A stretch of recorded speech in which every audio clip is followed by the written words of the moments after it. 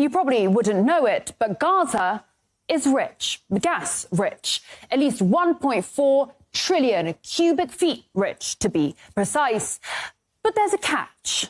Geologists and natural resources economists have confirmed that the occupied Palestinian territory lies above sizable reservoirs of oil and natural gas wealth in Area C of the occupied West Bank and the Mediterranean coast off the Gaza Strip. To date, the real and opportunity costs of the occupation exclusively in the area of oil and natural gas have accumulated to tens, if not hundreds of billions of dollars. Back in 1999, the Palestinian Authorities signed a deal with British Gas. Just off the Gaza coast, they struck it lucky, and 2 wells were drilled. That's Gaza Marine 1 and 2. It was a multi-billion-dollar gift from God, an economic boon both home and abroad. This is one of the key messages here today. There will be gas available for export. And from my conversations with Palestinian officials, including President Arafat, it is clear that they have no interest in just sitting on a gas surplus.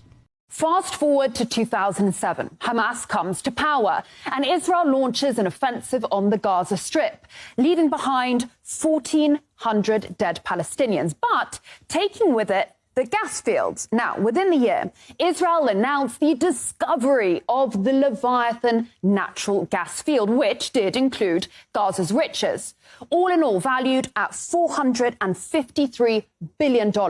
Now, since then, Gazans haven't seen a shekel, or to be more accurate, they have been denied around $47 billion in revenue. As for Tel Aviv, well, it's gunning to become a new hub. This is a historical moment in which the small country of Israel becomes a significant player in the global energy market. The Memorandum of Understanding will enable Israel, for the first time, to export Israeli natural gas to Europe. And it is even more impressive looking at the significant set of agreements we signed over the last year, which position Israel and the Israeli energy and water sectors as a key global player. Let's just run through this then. At that moment in time, so we're talking 2022, Russian oil and gas was sanctioned. Iranian oil was sanctioned. Syrian oil fields were, and still are, illegally occupied by US forces. Now, the key port of Latakia was being bombed by Israel, and the port of Beirut, the gateway to the Middle East, lay in ruins. Enter this small country of Israel right here with its seas of gas, its working ports, an answer to Europe's problems, and perhaps, most critically, the US blessing. Because in case you didn't know, US Congress has decided that Israeli energy is in the highest national security interests of Washington. So DC was only too happy for Tel Aviv to become a key global player. After all, it had itself previously mulled over ways in which to make its 51st state a window onto Europe. Another interesting application of nuclear excavation would be a sea-level canal 160 miles long across Israel, connecting the Mediterranean with the Gulf of Aqaba and thus the Red Sea and the Indian Ocean. Such a canal would be a strategically valuable alternate to the present Suez Canal. The Suez Canal is a gold mine. It connects the Mediterranean Sea to the Indian Ocean via the Red Sea. It is the link between Asia and Europe. Every day, almost 3 million barrels of oil, 8% of global LNG, 50 ships, $9 billion worth of cargo, 12% of global trade all pass along this right here single canal. Remember in 2021 how a container ship ran aground in the Suez? Global trade was brought to its knees. The alternative route via the Cape of Good Hope adds around 9 days and 7,000 kilometers to the journey.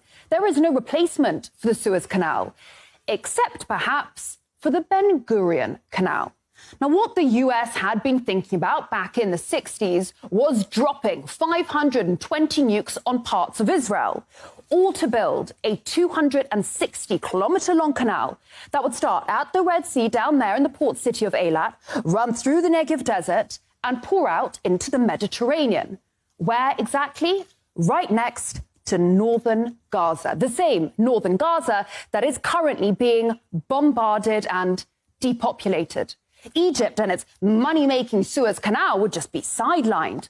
The same Egypt that, rumour has it, is now considering taking in refugees in exchange for debt relief by the US. And if you think it's crude of me to talk business during times of an existential war, think again.